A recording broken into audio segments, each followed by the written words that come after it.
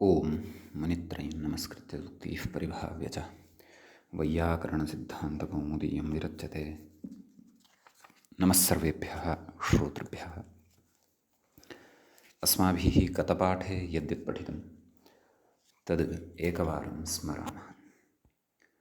वयं वैयाकरणसिद्धान्तकौमुदी इत्याख्यस्य ग्रन्थस्य तत्र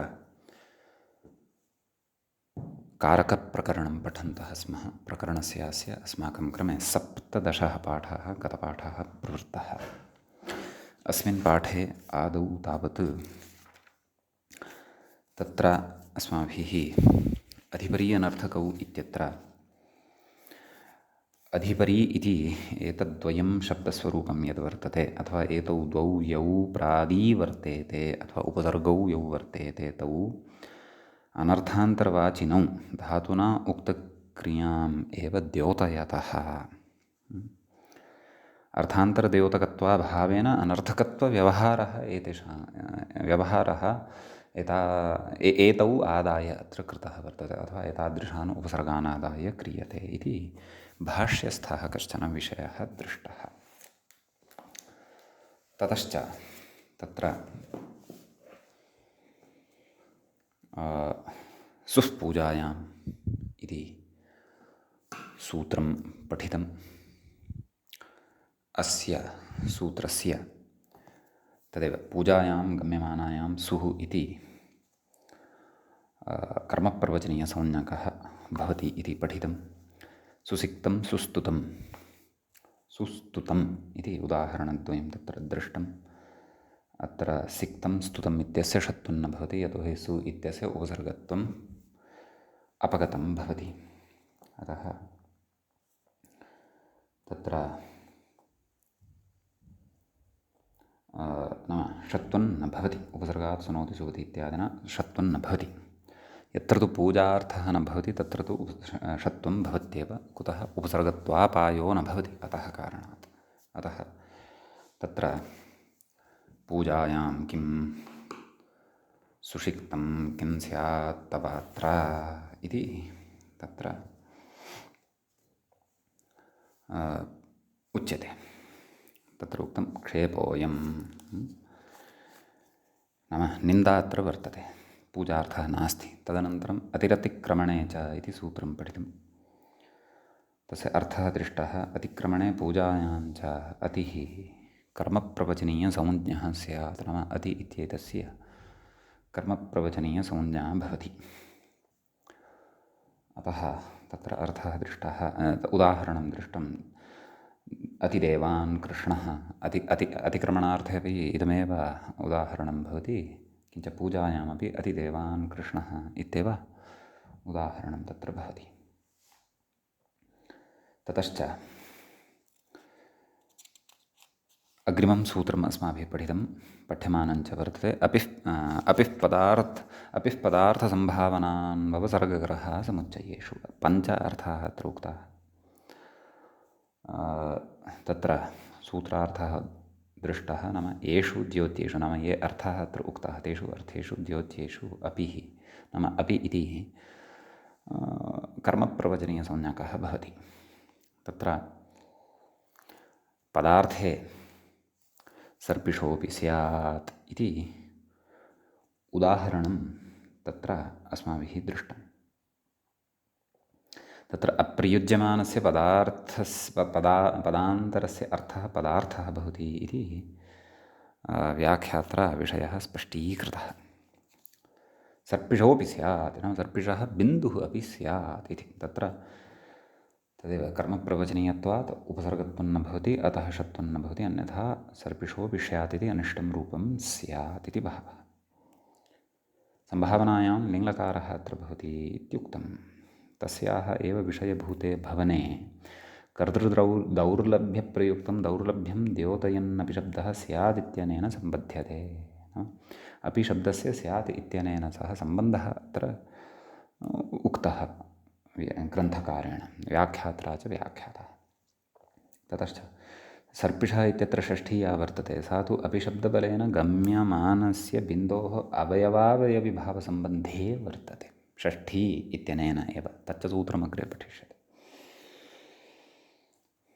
इयमेव अपिशब्दस्य पदार्थद्योतकता नाम एतादृश अर्थबोधः अपिशब्दस्य पदार्थद्योतकता भवति इत्युक्तम्। किञ्च द्वितीया विभक्तिः तु तत्र न भवति। कुतः? सर्पिषः बिन्दुना योगः न तु अपिना इत्युक्तत्वात्। अतः द्वितीया तु न भवति, षष्ठी एव भवति। तर्हि कर्मप्रवचनीयत्वस्य फलं तु तत्र उपसर्गत्वस्य अपायः, उपसर्गत्वापाये च सति तत्र षत्वाभावः फलं भवति कर्मप्रवचनीयत्वस्य। तदनन्तरं सम्भावनार्थे तत्र अपि स्तुयाद्विष्णुम् इत्युदाहरणं दृष्टं। सम्भावनं शक्त्युत्कर्षम् आविष्कर्तुम् अत्युक्तिः इति। विष्णोः स्तुतिः तथा सरला नास्ति भोः। विष्णोः तु कथं वा स्तुतिः कर्तुं शक्यते? अतः अत्र तादृश अत्युक्तिः वर्तते। अतः अपि स्तुयाद्विष्णुम् इति एवं प्रयोगः तत्र क्रियते। अतः एतादृशसम्भावनार्थे अपि इत्येतस्य कर्मप्रवचनीयत्वं भवति। तस्मात् उपसर्गत्वस्य बाधो भवति, ततः षत्वं न भवति इति विशेषः। ततः अपि स्तुहि इति अन्ववसर्गस्य उदाहरणं दृष्टम्। अन्ववसर्गस्तु कामचारानुज्ञा भवति इति तत्र अर्थः दृष्टः। अतः यदि इच्छा अस्ति तर्हि स्तुतिं कुरु, नास्ति चेत् न कुरु, तावदेव। गरहार्थे उदाहरणं दृष्टं। दिग्देवदत्तम् अपि स्तुयाद्वृषलम् इति। वृषलस्य स्तुतिं करोति देवदत्तः, अतः अस्मै एतं धिक् इति। वस्तुतः वृषलः अपि यदि दुष्टगुणोपेतः तस्यापि स्तुतिं करोति यदि, तर्हि धिक्। उत्तमगुणोपेतः यदि, तर्हि तस्य स्तुत्यर्थं तु तत्र गरः प्रसङ्गः न भवति इति। अत्र वृषलस्य अवरत्वं सर्वात्मना इति भावः न इत्यपि अस्माभिः बुद्धौ स्थापनीयम्। समीचीनम् इति मूले एतावान् विषयः पठितः। गतपाठस्य अन्ते व्याख्यायाः पङ्क्तयः इत्थम् आसन्। अपि स्तुहीति स्तुहिवान् वा यथेष्टं कुर्वित्यर्थः अन्वपसर्गपदं व्याचष्टे। अन्वपसर्गः कामचारानुज्ञेति प्रैषातिसर्ग इति लोटु। ग्रहाद्योतकम् अपिम् उदाहरति। अपि स्तुयाद्वृषलमिति ग्रहायां लडति चात्वोः इति लटं बाधित्वा परत्वादन्तरङ्गत्वाच्च भावनायां लिङ्। अत्र वृषलस्य निन्द्यत्वात् तत्स्तुतेर्निन्द्यत्वं गम्यमानम् अपिशब्दो द्योतयति दिग्देवदत्तम् इति तदनुवादः इति। तत्र गर्हार्थे अपि उदाहरणम् अस्माभिः दृष्टम्। अधुना तावत् अपि इत्यस्य समुच्चयार्थे उदाहरणम् अग्रे द्रष्टव्यं वर्तते। सम्यक् एतावान् विषयः अस्माभिः गते पाठे पठितः। अयञ्च अस्माकं क्रमे 18 पाठः, क्षन्तव्यः 17 पाठः कारकप्रकरणस्य गतपाठः सम्पन्नः। अधुना तावत् कारकप्रकरणस्यास्य अस्माकं क्रमे 18 पाठः अग्रे भवत्यारब्धः। तत्र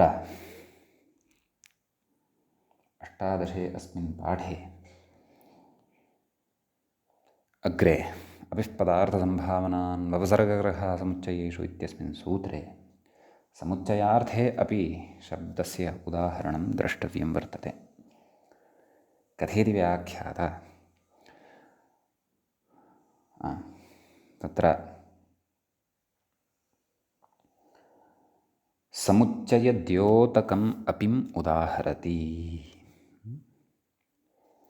अपि सिञ्च अपि स्तुहीति सम्यक् इत्यस्ति। तत्र समुच्चय इत्यनेन किम् अवगन्तव्यम् इत्यपि अत्र अवधानं कर्तव्यं। समुच्चयो नाम समूहः। तत्र अनेकपदार्थानाम् एकत्र एव भवनम् अथवा अनेकक्रियायाः एकत्रैव सत्त्वं। व्याख्याता कथयति अपि द्वयेन मिलितेन समुच्चयद्योतनात् प्रत्येकं कर्म प्रवचनीयत्वात् उभयत्रापि षत्वाभावः सिञ्च स्तुहि च इत्यर्थः। नाम सेचनक्रियामपि कुरु स्तुतिक्रियामपि कुरु। सिञ्च स्तुहि च अत्र समुच्चयः वर्तते। क्रियाद्वयस्य कार्यद्वयस्य समूहः अत्र वर्तते। अतः एतादृशे समूहे तत्र अपि शब्दः प्रयुज्यते, तस्य कर्मप्रवचनीयसंज्ञा भवति। अपि सिञ्च अपि स्तुहि समुच्चये नाम समुच्चये इदमुदाहरणं भवति। अतः सिञ्च इत्यस्य यः सकारः तस्य सकारस्य स्तुहि इत्यस्य च यः सकारः तस्य च सकारस्य उपसर्गात् सुनोति सुवति सेति स्तौति स्तो भवति स्था सेनय सेधसि च सञ्जसुञ्जाम् इत्यनेन सूत्रेण सि च षञ्जसुञ्जाम् इत्यनेन सूत्रेण षत्वं न भवति। अतः अपिसिञ्च अपिस्तुहि इत्येव भवति। अन्यथा अपिषिञ्च अपिष्टुहि इति अनिष्टं रूपं भवति स्म इति भावः। समीचीनम् इति एतावान् विशेषः अस्मिन् सूत्रे वर्तते। सम्यक् ततः इदानीं वयम् अग्रिमं सूत्रं पठामः। अग्रे सूत्रं भवति कालाध्वनोरत्यन्तसंयोगे इत्यस्ति। तत्र सूत्रस्य पदच्छेदः आदौ ज्ञेयः। कालाध्वनोः इति षष्ठीविभक्तेः द्विवचनान्तं पदं भवति। कालश्च अध्वा च कालाध्वानं तयोः कालाध्वनोः अत्यन्तसंयोगे खलु अन्तः विच्छेदः विच्छेदम् अतिक्रान्तः अत्यन्तः अत्यन्तश्चासौ संयोगश्च अत्यन्तसंयोगः तस्मिन् अत्यन्तसंयोगे एवञ्च प्रकृते तत्पुरुषगर्भकर्मधारयसमासो भवति इति। किं कथयति व्याख्याता इत्यपि सकृत् पश्यामः।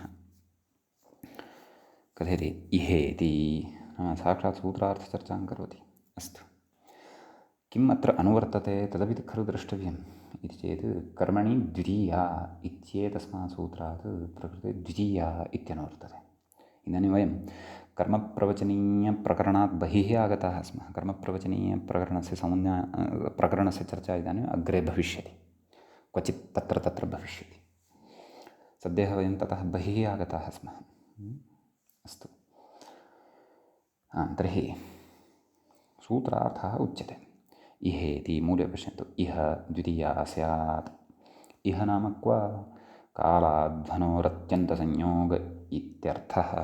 संयोगे इत्यर्थः नाम कालाध्वनोः अत्यन्तसंयोगे द्वितीया विभक्तिः भवति इति भावः। कथयति निरन्तरसंयोगः अत्यन्तसंयोगः एवं खलु।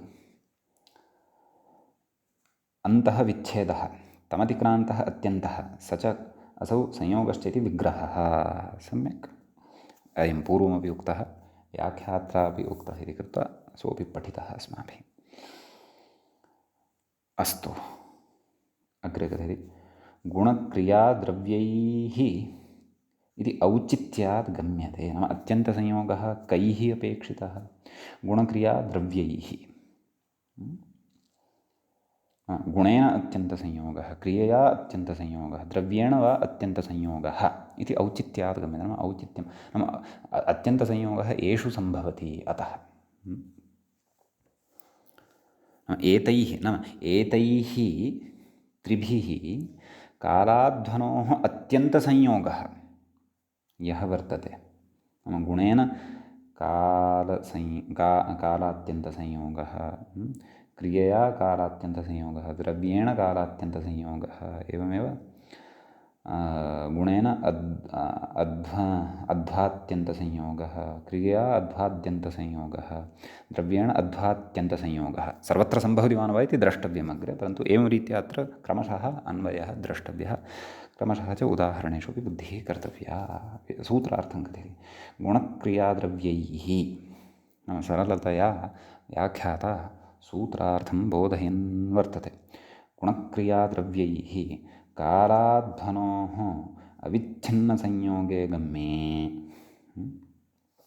द्वितीया स्यादित्यर्थः। एवं खलु, गुणक्रियाद्रव्यैः कालाध्वनोः अविच्छिन्नसंयोगे गम्यमाने द्वितीया विभक्तिः भवति। सा च कालाद्भ्यामेव भवति श्रुतत्वात् इति। नाम कालाद्भ्यां, नाम कालवाचकात् अध्ववाचकात् शब्दादेव च भवति इति उक्तं। कुतः? श्रुतत्वात् इत्यस्ति। इति सूत्रार्थः। इदानीम् अस्य इतोपि सूत्रार्थस्य स्वारस्यम् अथवा स्पष्टता इतोपि सूक्ष्मतया भविष्यति यदा वयं तत्र उदाहरणेषु अत्र मतिं करिष्यामः। कथयति तत्र गुणात्यन्तसंयोगे उदाहरति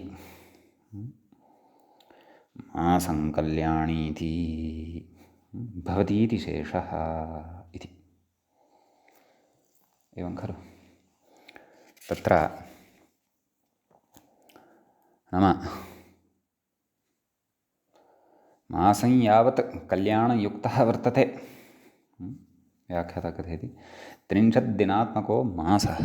एवं खलु, तस्मिन् अविच्छिन्नमङ्गलवान् इत्यर्थः, कल्याणम् अस्य अस्ति इति कल्याणी इति। एवं खलु, अतः निरन्तरतया नाम अत्यन्तसंयोगः तत्र कल्याणत्वस्य वर्तते, माङ्गल्यस्य वा वर्तते। अतः मासं यावत् कल्याणी इत्यत्र पुल्लिङ्गे अस्ति इति अवधानं कर्तव्यं। कल्याणम् अस्य अथवा कल्याणम् अस्मिन् वर्तते इति कल्याणी। स्त्रीलिङ्गे ञन्तम् इदन्न। एवं खलु इति अवधानम् अत्र कर्तव्यम्। अग्रे उच्यते तर्हि एतद् गुणात्यन्तसंयोगे उदाहरणम्। इदानीं क्रियात्यन्तसंयोगे उदाह्रियते मासम् अधीते इति। एवं खलु, कथयति 30 दिनात्मके मासे प्रतिदिनम् उचितकाले निरन्तरम् अधीते इत्यर्थः। नाम प्रातः 10 मया व्याकरणं पठनीयमेव अथवा यत्किमपि पठनीयमेव, परन्तु तत्र प्रतिदिनम् उचिते काले पठनीयमेव, तत्र व्यवधानं न भवति। यद्यपि मासं यावत्तु कोऽपि न नाम तत्र सुतरां क्षणस्यापि व्यवधानं न भवेत् इति तु न भवति कदापि। यतोहि रात्रौ शयनं कर्तव्यं भवति, भोजनं कर्तव्यं भवति, परन्तु अयं निरन्तरम् अधीते नाम समुचिते काले, नाम कस्मिंश्चित् प्रतिदिनं कस्मिंश्चित् कालविशेषे उपस्थाय निरन्तरम् अधीते इति तत्र अर्थः उच्यते। अग्रे कथ्यते द्रव्यात्यन्तसंयोगे उदाहरति मासं गुडधाना इति। तर्हि पश्यन्तु, कालवाचकः शब्दः अत्र सर्वत्रापि मास इति वर्तते, तथा तत्र अत्यन्तसंयोगे गम्यमाने द्वितीया विभक्तिः वर्तते। उपपदद्वितीयैवेषा, द्वितीया एव एषा, उपपदद्वितीया विभक्तिरेव एषा। मासं गुडदहनः, कोऽर्थः?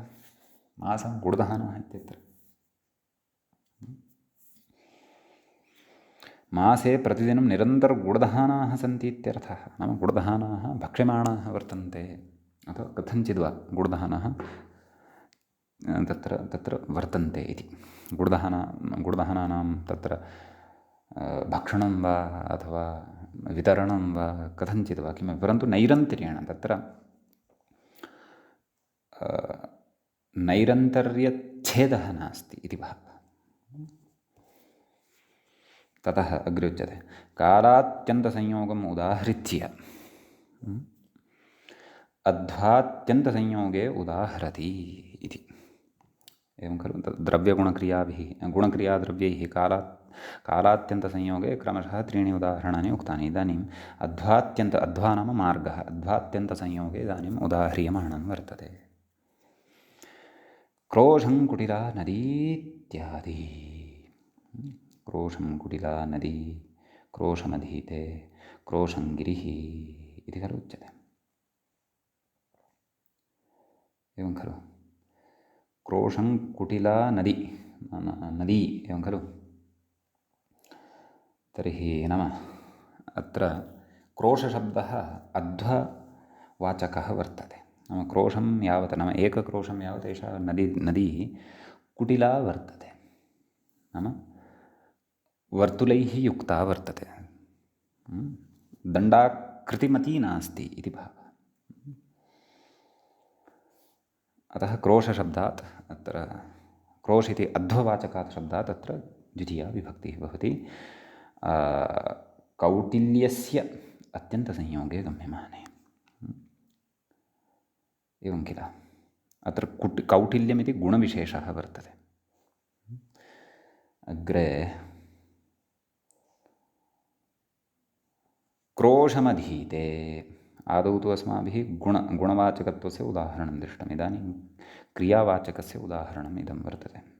नाम क्रियात्वेन इदम् उदाहरणमुच्यते। क्रोशम् अधीते इति। नाम क्रोशमधीते नाम कोऽर्थः? नाम एकक्रोशं यावत् गच्छन् अधीते इति वा, अथवा एकक्रोशं यावत् गमने यावान् कालः सम्भवति तावत् कालं यावत् अधीते। परन्तु अत्र अध्ययनक्रिया या अस्ति तस्याः परिमापनं क्रोश इति अध्ववाचकात् शब्दात् क्रियमाणं वर्तते इति भावः। अथवा क्रोशपरिमितं विशालं विषयम् अधीते इति वा तत्र अर्थः भवितुम् अर्हति वा इति द्रष्टव्यं। तर्हि अत्र क्रियात्यन्तसंयोगे अध्ववाचकात् शब्दात् द्वितीयायाः उदाहरणम् इदम् अस्ति। इदानीं गुणक्रिया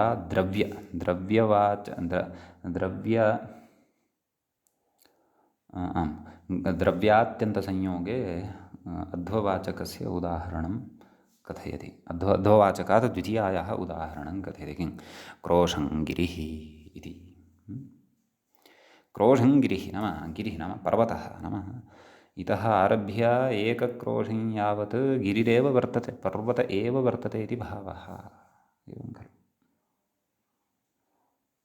वा न वा?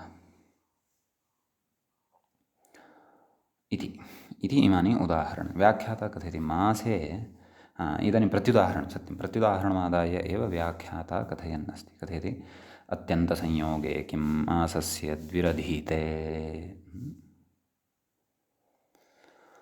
अत्यन्तसंयोगे गम्यमाने एव तत्र द्वितीया भवति, नान्यथा। मासस्य द्विः अधीते। कथयति मासे 30 दिनात्मके द्वयोः दिनयोः प्रतिदिनम् एकवारम् इत्येवं द्विः अधीते इत्यर्थः। तत्र अध्ययनक्रियायाः अत्यन्तसंयोगः नास्ति, नैरन्तर्यं नास्ति इति कृत्वा प्रकृते द्वितीया न भवति इति। एवं खलु व्याख्याता कथयति द्वित्रिचतुर्भ्यः सुच्। एवं खलु नाम द्विः इत्यत्र सुच् प्रत्ययः वर्तते, कृत्वसुचः अर्थे भवति। पूर्वमस्मिन् विषये सामान्येन सन्धिप्रकरणादिषु श्रुतं वर्तते अस्माभिः। इस्सो सामर्थ्ये इत्यत्रापि श्रुतं, द्विस्त्रिश्चतुरिति कृत्वोऽर्थे इत्यत्रापि श्रुतं। विस्तरेण तु तद्धितेषु पठिष्यते। इदं सूत्रमेव तद्धितेषु पठिष्यते। किं? द्वित्रिचतुर्भ्यः सुच् इति कथयति इति द्विशब्दात् कृतोऽर्थे सुच् इति। क्रियाभ्यः वृत्तिगणने कृत्वसुच् इति द्व्यजवर नैव क्रियाभ्यः वृत्तिगणने कृत्वसुच् एवं इत्यनेन सुच् प्रत्ययः भवति। कथयति अग्रे कृत्वोऽर्थप्रयोगे कालेधिकरणे इति षष्ठी। मासस्य द्विरधीते इत्यत्र षष्ठी कृत्वोऽर्थप्रयोगे कालेधिकरणे इत्यनेन भवति। इदं च सूत्रम् अचिरेण एव अग्रे पठिष्यते। शेषषष्ठी इति केचित् नाम अत्र शेषषष्ठी नाम सम्बन्धषष्ठिरे षष्ठी एषा इति केचन कथयन्ति इति कथयति शिवरात्रौ जागृयात् इत्यत्र तु अधिकरणत्वस्य विवक्षित्वात् सप्तमी इत्याहुः नाम शिवरात्रौ अभिषेकादिकं कर्तुं नैरन्तर्येण जागरणं कर्तव्यं तर्हि तत्र कालवाचकः शब्दः शिवरात्रिः अत्यन्तसंयोगत्वात् तत्र द्वितीयया खलु भाव्यं तर्हि शिवरात्रिं जागृयात् इति खलु वक्तव्यम् इति चेत् तत्र अधिकरणत्वस्य विवक्षां कृत्वा सप्तमीम् अपि वक्तुं शक्नुमः इति केचन आहुः नाम केचन कथयन्ति इति कथयति उपपदविभक्तीनां शेषत्वविवक्षायामेव प्रवृत्तेरिति तदाशयः नाम उपपदविभक्तयः याः वर्तन्ते तेषां शेषत्वविवक्षायामेव प्रवृत्तिः भवति एवं खलु यदि कारकत्वविवक्षा वर्तते तर्हि तत्तत्कारकं तत्र प्रवृत्तिम् अर्हति इति कथयति सम्यक् अन्यदपि प्रत्युदाहरणं मूले प्रदत्तं खलु किं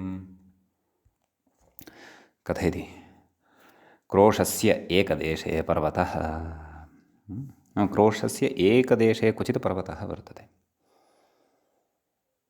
एवं खलु नाम समग्रे अपि कोशे नैरन्तर्येण पर्वतः एव सीमा वर्तते इति नास्ति अतः पर्वतस्य समग्रेपि कोशे तत्र अत्यन्तसंयोगत्वं नास्ति अतः द्वितीया तत्र न भवति अतः क्रोशस्य इति षष्ठी तत्र भवति सम्बन्धसामान्यं पुरस्कृत्य अन्यथा क्रोशम् एकदेशे पर्वतः इति किमपि अनिष्टं भवति स्म अतः अत्यन्तसंयोगे गम्यमाने एव कालाध्वनोरत्यन्तसंयोगे इत्यनेन तत्र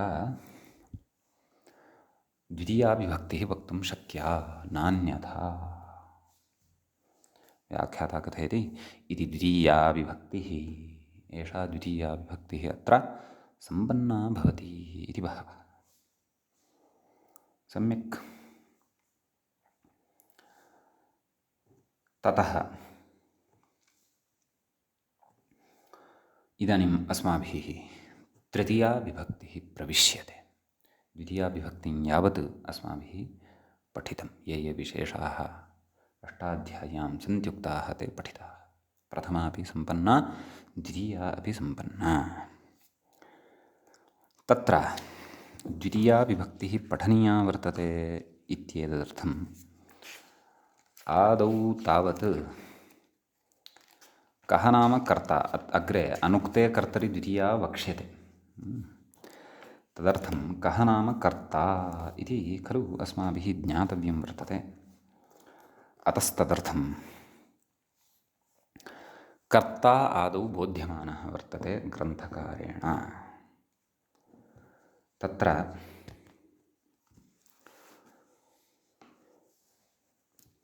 व्याख्याता कथयति अथ तृतीया विभक्तिः सूत्रमारभ्यते स्वतन्त्रः कर्ता इति अथवा स्वतन्त्रः कर्ता इति स्वतन्त्रः इति प्रथमान्तं भवति स्वतन्त्र इति शब्दस्य प्रथमाविभक्तेः एकवचनान्तं भवति कर्ता इति कर्तृ इति ऋकारान्तस्य प्रथमाविभक्तेः एकवचनान्तं भवति ऋकारान्ताः शब्दाः वा अकारान्तपुल्लिङ्गाः शब्दाः वा सर्वविधाः अपि शब्दाः अस्माभिः षड्लिङ्गप्रकरणे विस्तरेण तत्र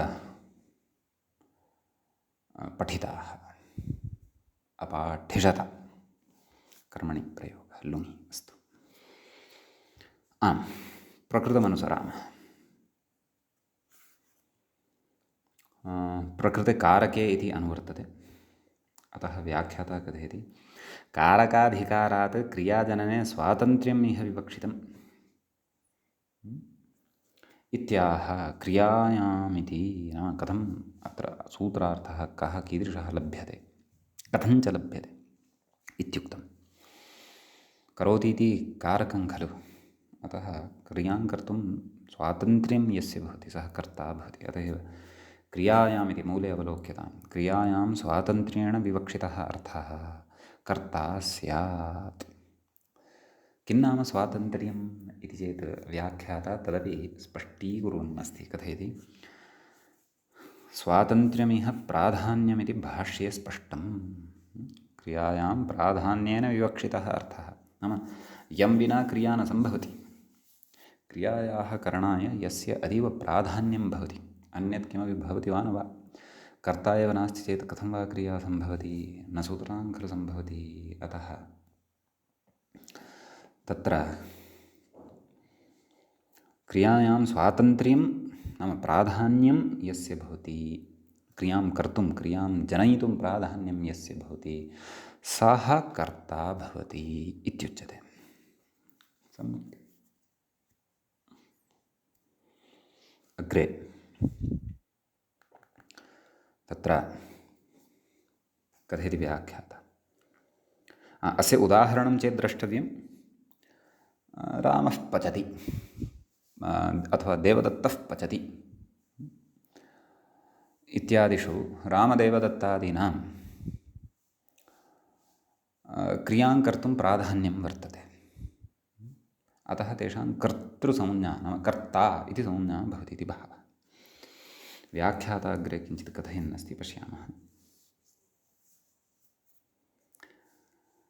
ननु स्थाली पचति इत्यादौ कथं स्थाल्यादीनां कर्तृत्वम् एवं खलु, स्थाली पचति इति कथयामः खलु। स्थाली किं पाकं करोति वा? जडभूता स्थाली कथं वा पाकं कुर्यात्?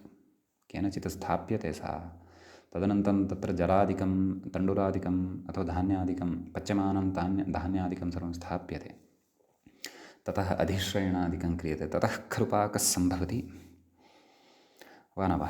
तर्हि इत्यादिषु प्रयोगेषु स्थाल्यादीनां कर्तृत्वं कथं कथयति?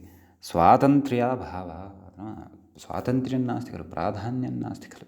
यद्यपि पाकाय स्थाली अपेक्षिता सत्यं, परन्तु क्रियां कर्तुं प्राधान्यं न भवति खलु। यतोहि स्थाली स्वयं पाकं न करोति खलु, सा तु केनचन प्रयुज्यते खलु। कथयति इत्यतः विवक्षितोऽर्थः नाम स्वातन्त्र्येण विवक्षितः अर्थः। कथयति विवक्षातः कारकाणि भवन्ति इति भाष्यादिति भावः इति। नाम स्थाल्यां तत्र कर्तृत्वं विवक्ष्यते, अतः कर्तृत्वं तत्र विवक्षित्वा तत्र स्थाली इत्यादीनामपि कर्तृत्वं सम्भवति इति। नाम स्वयं स्वातन्त्र्येण प्रवृत्ता न भवति स्थाली पाकक्रियायाम् इति सत्यं, परन्तु तत्र प्राधान्येन सः अर्थः तत्र कर्तृत्वरूपः अर्थः तत्र विवक्ष्यते। अतः स्थाली पचति इत्यादयः प्रयोगाः अपि सम्भवन्ति। कुतः? विवक्षातः कारकाणि भवन्ति। अतः कथयति स्वातन्त्र्यञ्च धात्वर्थव्यापाराश्रयत्वं, अर्थात् कर्तुः स्वातन्त्र्यञ्च धात्वर्थव्यापाराश्रयत्वं, नाम धातोः अर्थः यः व्यापारः तस्य आश्रयत्वं स्वातन्त्र्यम् अत्र विवक्षितं भवति। पचति इत्यत्र विक्लिप्तिः फलं भवति, पाकः क्रिया भवति। पाकः इति व्यापारः भवति। व्यापारः नाम क्रिया धातोः अर्थः भवति। अतः तस्य व्यापारस्य नाम तस्याः क्रियायाः आश्रयत्वं स्वातन्त्र्यम् अत्र विवक्षितं वर्तते। इदानीं यदि पाकः कर्तव्यः, स्थाली एव नास्ति, कथं पाकः भवेत्? पाकस्य आश्रयभूता, पाकक्रियायाः आश्रयभूता स्थाली भवति। अतः तादृशधात्वर्थव्यापाराश्रयत्वं स्वातन्त्र्यम् अत्र विवक्षितं, स्वातन्त्र्यम् अत्र भवति। एवं खलु, तच्च विवक्षया स्थाल्याम् अस्माभिः उच्यते। अतः विवक्षातः तादृशं स्वातन्त्र्यं स्थाल्याः उक्त्वा स्थाल्यादीनामपि कर्तृत्वं भवति इति भावः। कथयति फलानुकूलव्यापारः धात्वर्थः, फलजनकः, फल अनुकूलः नाम जनकः, फलजनकः व्यापारः, व्यापारः नाम क्रिया, धातोः अर्थः भवति, धातोः वस्तुतः अर्थद्वयम् इत्युक्तं खलु पूर्वं, फलं व्यापारश्च, परन्तु फलजनकः व्यापारः क्रिया या भवति, व्यापारो नाम क्रिया, सापि धात्वर्थः भवति इति भावः। कथयति तत्र पचति इत्यत्र रूपफलाश्रये, नाम विक्लित्तिः फलं भवति, विक्लित्तिः का भवति इति पूर्वम् अस्माभिः कर्मणि द्वितीया इत्यादौ पठितं सम्यक्। कथयति पचति इत्यत्र विक्लित्तिरूपफलाश्रये तण्डुले अतिव्याप्तिवारणाय व्यापार इति व्यापारः इत्युच्यते। क्व फलानुकूलव्यापारः धात्वर्थः इति लक्षणे इति भावः।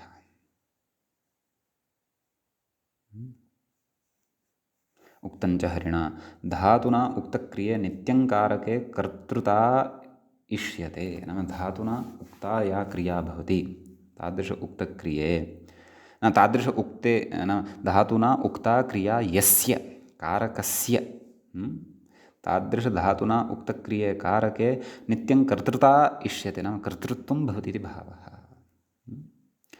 धातुपात्तव्यापारवति इत्यर्थः, नाम धातुना उपादीयते नाम गृह्यते यः व्यापारः नाम या क्रिया तद्वति कारके कर्तृता नाम कर्तृत्वम् इष्यते।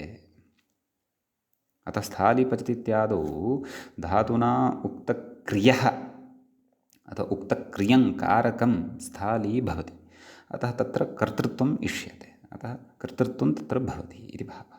अतः एवं तत्र वाक्यपदीये अयं विषयः उक्तः वर्तते सम्यक्।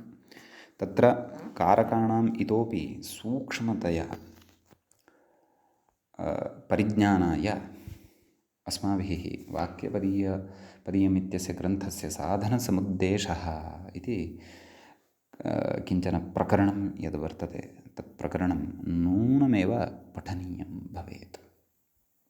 तेन इतोपि कारकप्रकरणगतानि यानि रहस्यानि तानि स्पष्टतां यान्ति सम्यक्। यद्यपि कौमुद्यामपि मूलं यदि अवगम्यते सरलतया स्वारस्यम् अवगतं भवति, परन्तु इतोपि सूक्ष्मतया तलस्पर्शिज्ञानपूर्वकतया अध्ययनाय एतद् वाक्यपदीयस्य साधनसमुद्देशः अपि अस्माभिः नूनमेव जीवने कदाचित् अध्येतव्यः। अस्तु, अग्रे उच्यते। तर्हि कर्ता नाम कः? सामान्येन यदि कथयामः, यत् क्रियां कर्तुं यः प्रधानभूतः भवति सः कर्ता भवति। देवदत्तः पचति इत्यादौ देवदत्तः इत्यादयः कर्तृरूपाः एव। वाहनं गच्छति इत्यत्र वाहनं कर्तृरूपं भवति। देवदत्तः वाहनेन गच्छति इत्यत्र तदेव वाहनं करणत्वेन भवति, विवक्षाधीनं तद्भवति, विवक्षातः कारकाणि भवन्ति इत्युक्तमेव खलु। अतः स एव कर्ता कदाचित् करणमपि भवितुमर्हति, तदेव करणं कदाचित् विवक्षान्तरे कर्तृत्वम् अपि प्राप्नुयात् इति भावः। समीचीनम्। तर्हि कर्ता कः भवति इत्युक्तम्। इदानीं करणं किम् अस्ति तद्बोध्यते। कुतः? यतोहि अग्रे युगपदे वा अनुक्ते कर्तरि अनुक्ते करणे च तृतीया विभक्तिः वक्ष्यते। अतः आदौ तावत् किं नाम करणम् इति बोध्यमानं वर्तते अधुना। तत्र सूत्रं साधकतमं करणम् इति। तत्र साधकतमम् इति प्रथमा विभक्तेः एकवचनान्तं पदं भवति। कारणम् इति तु प्रथमान्तं भवति। सूत्रे आहत्य द्वे पदे भवतः एवं खलु। साधयति इति साधकम्, अतिशयेन साधकं साधकतमम् इत्येवं विग्रहः द्रष्टव्यः। ततः कारके इति अधिकारस्तु अस्ति एव, सूत्रार्थः द्रष्टव्यः। व्याख्याता इङ्गितं करोति क्रियासिद्धौ इति। सूत्रार्थः क्रियासिद्धौ प्रकृष्टोपकारकं कारकं करणसंज्ञं स्यात्। प्रकृष्टोपकारकं कारकं यद्भवति तत् करणसंज्ञं भवति। प्रकृष्टतया उपकारकं प्रकृष्टोपकारकम् इत्युक्तं प्रकृष्टतया उपकारकं यत् कारकं भवति तद् प्रकृष्टतया उपकारकं कारकं करणसंज्ञं भवति। करणसंज्ञं स्यात् अथवा करणसंज्ञा तस्य भवति इति भावः। अत्र इतः अग्रे प्रवेशः भवतु, ततः पूर्वं सरलतया उदाहरणमेव अत्र वदामि, यद्यपि उदाहरणमग्रे वक्ष्यते। देवदत्तः गच्छति, देवदत्तः कर्ता गच्छति इति क्रिया। देवदत्तः वाहनेन गच्छति। अत्र गमनक्रियासिद्धौ प्रकृष्टं नाम उत्कृष्टम् अथवा अत्यधिकम् उपकारकं कारकं किं वर्तते? वाहनं वर्तते। अतः तस्य वाहनस्य करणम् इति नाम भवति अथवा करणम् इति संज्ञा भवति इति भावः। सम्यक्। अतः तत्र तृतीया विभक्तिः वक्ष्यते अग्रे। सम्यक्। अस्तु, प्रकृतमनुसरामः। क्रियोत्पत्तौ इत्यर्थः, नाम क्रियासिद्धौ इत्यस्य को अर्थः? क्रियोत्पत्तौ। कुतः अयमर्थः लभ्यते? कथयति कारकाधिकारलभ्यमिदं, नाम कारके इति अधिकारः खलु अत्र अस्ति। अतः तस्मात् अयम् अर्थः अत्र उपलब्धो भवति इति भावः। सम्यक्। अग्रे कथयति प्रकृष्टोपकारकम् इति। मूले उक्तमेव खलु प्रकृष्टोपकारकं कारकं करणसंज्ञं स्यात् कथयति। प्रकृष्टोपकारम् इत्यस्यापि अर्थं कथयति कर्त्रा क्रियायां जनयितव्यायां यत् सहायभूतं, यत् सहायभूतं भवति तद् उपकारकम् इत्युच्यते। यथा देवदत्तः वाहनेन गच्छति इति चेत् सहायभूतं तत्र वाहनं भवति, तदेव उपकारकं भवति। तस्यैव च करणत्वं, तस्यैव च करणम् इति संज्ञा भवति। करणे च तृतीया विभक्तिः भवति इति वक्ष्यते। कथयति साधकतमम् इत्यस्य व्याख्यानमेतत् किं? प्रकृष्टोपकारकम् इति मूले यद् व्याख्यानं कृतं तद्व्याख्यानं कस्य?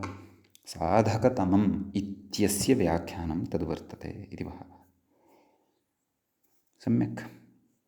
कथयति साधकशब्दात् अतिशायने तमप् इति तमप् इति। एवं खलु। अतिशायने तमभिष्ठनौ इति अतिशायार्थे तमप्रत्ययः। श्रुतपूर्वः पठिष्यते तु तद्धितप्रकरणे इत्युक्तमेव। यतोहि कर्तुरीप्सिततमं कर्म इत्यादिषु असकृदेव श्रुतम्। अस्तु, अग्रे उच्यते अतिशयितं साधकं साधकतमम् इति भावः। एवं खलु। अग्रे कथयति तद्व्यापारानन्तरं क्रियानिष्पत्तिः तत् प्रकृष्टं। तद्व्यापारानन्तरम् इति न, यद्व्यापारानन्तरं नाम यः व्यापारः वर्तते तदनन्तरं नाम क्रियानन्तरं क्रियानिष्पत्तिः तत् प्रकृष्टम्। एवं खलु। नाम केनचन व्यापारेण कस्याश्चित् क्रियायाः निष्पत्तिः जायते तत् प्रकृष्टमित्युच्यते। कथयति कर्तृव्यापाराधीन कर्तृव्यापाराधीन व्यापार अव्यवहिता क्रियानिष्पत्तिः तत्तस्यां करणम् इति भावः। करणम् इति यावत्। पुनः पठामः। क्रियाव्यापाराधीन नाम क्षन्तव्यः कर्तृव्यापाराधीन, क्रियादि न कर्तृव्यापाराधीन नाम कर्तुः यः व्यापारः अर्थात् क्रिया तदधीन व्यापार अव्यवहिता नाम तस्य अधीने यः व्यापारः नाम या क्रिया वर्तते तया क्रियया अव्यवहिता क्रियानिष्पत्तिः नाम काचित् क्रियानिष्पत्तिः तत्तस्यां करणम्। तत्तस्यां नाम तत् तस्यां करणं भवति। तत् किं? प्रकृष्टं यद्भवति, सहायं यद् सहायक उपकारकं यद्भवति तत् करणं भवति इति भावः इति उच्यते। उदाहरणमग्रे वक्ष्यते। परन्तु उदाहरणकथनादपि पूर्वं प्रकृतेः तमग्रहणं कुतः कृतं वर्तते इति एतं विषयमादाय कथयति ग्रन्थकारः। तमग्रहणं किमिति एवं खलु मूले उच्यते खलु तमग्रहणं किम् कथयति साधकम् इत्येव उच्यतां।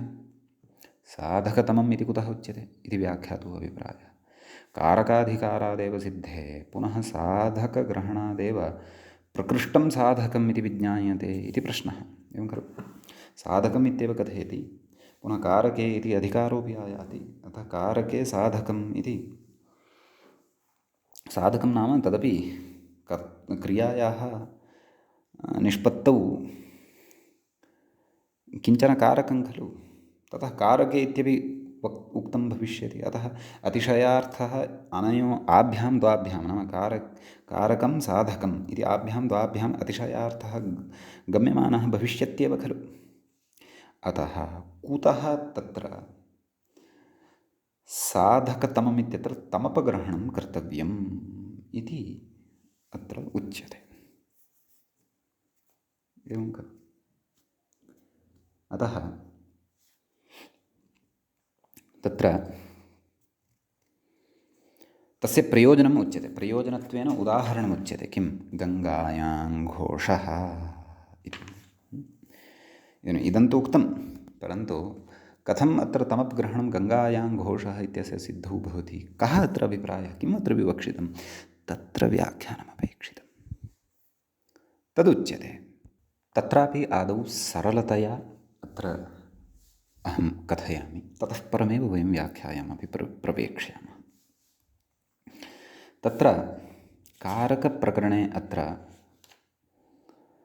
गौणमुख्ययोः मुख्यकार्यसम्प्रत्ययः इति कश्चन न्यायः वर्तते। सः न प्रवर्तते इति कथनाय तमपग्रहणम् अस्मिन् सूत्रे कृतं वर्तते।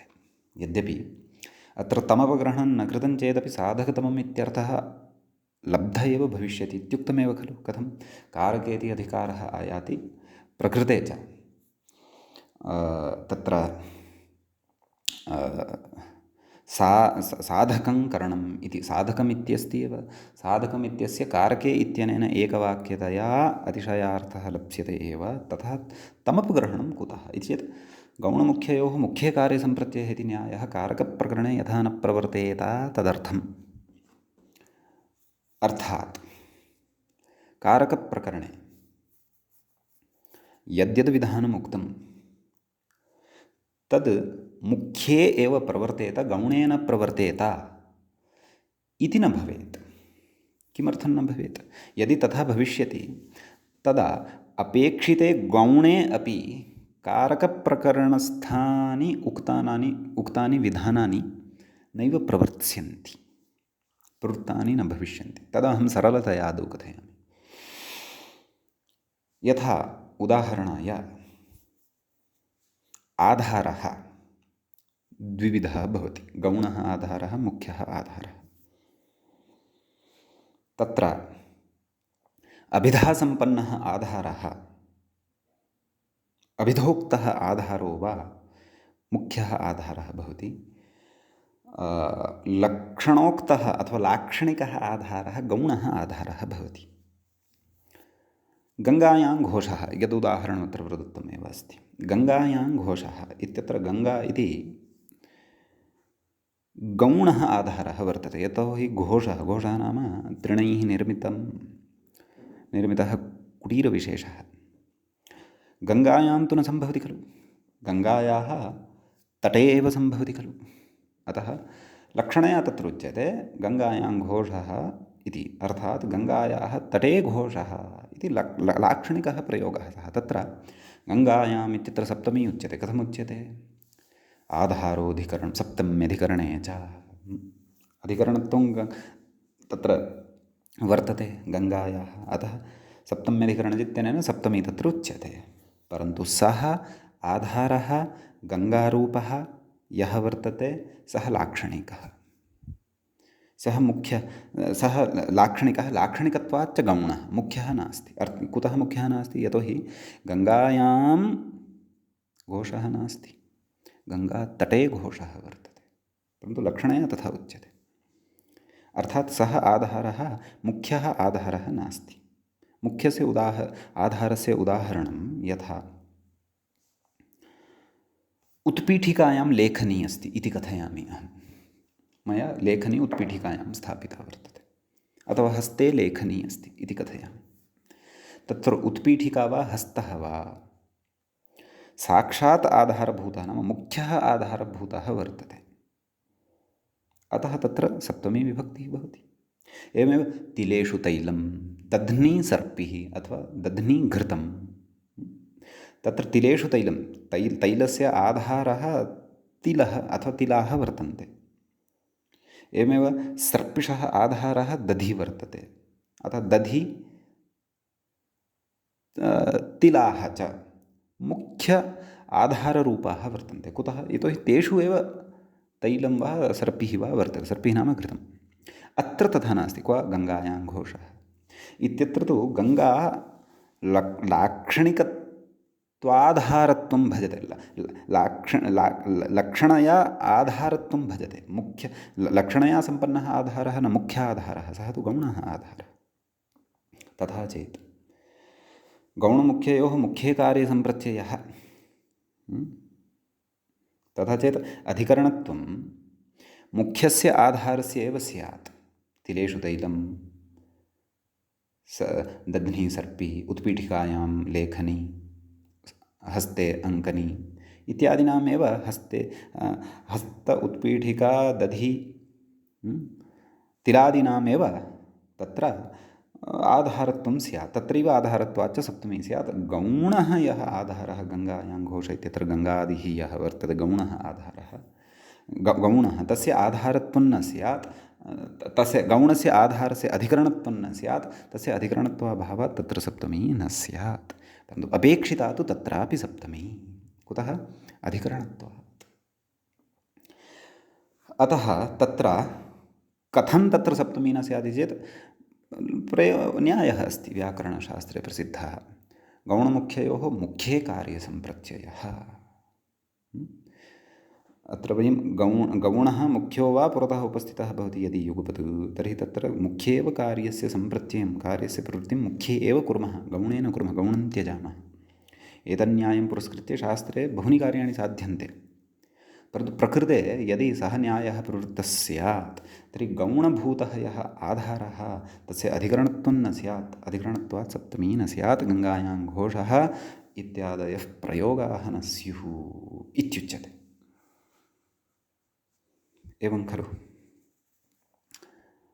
तदिदं न भवेत्, एवं खलु? इत्येतदर्थम् अत्र तमपग्रहणं कृतं वर्तते। तमपग्रहणेन अत्र ज्ञापितं यद्भोः गौणमुख्ययोः मुख्यकार्यसम्प्रत्ययः इति असौ न्यायः कारकप्रकरणे नैव प्रवर्तते इति। एवं खलु? इति एतदर्थं तमपग्रहणं कृतं वर्तते इति मया सरलैः वचोभिः उक्तम् आदौ, स्पष्टता भवतु इत्येतदर्थम्। अधुना अस्माभिः व्याख्या अत्र प्रवेक्ष्यते। किं कथयति व्याख्याता इति द्रष्टव्यं सम्यक्। अस्तु, कथयति अयमाशयः कारकप्रकरणे गौणमुख्यन्यायः, नाम तदेव गौणमुख्ययोः मुख्यकार्यसम्प्रत्ययः इति न्यायः एतत् सूत्रात् अन्यत्र न प्रवर्तते। नाम अत्र तु प्रवर्तेत किं? साधकतमं करणं, नाम साधकतममेव अपेक्षितं, प्रकृष्टोपकारकमेव अपेक्षितं, तस्यैव करणसंज्ञा नान्यस्य। इतः अन्यत्र, नाम एतत् सूत्रम् अतिरिच्य समग्रं कारकप्रकरणं यत् सूत्रकारेण उक्तं तत्र अयं न्यायः न प्रवर्तते। कथयति इति ज्ञापनार्थं तमपग्रहणं, नाम एतस्य विषयस्य कथनाय तमपग्रहणं कृतं वर्तते इति भावः।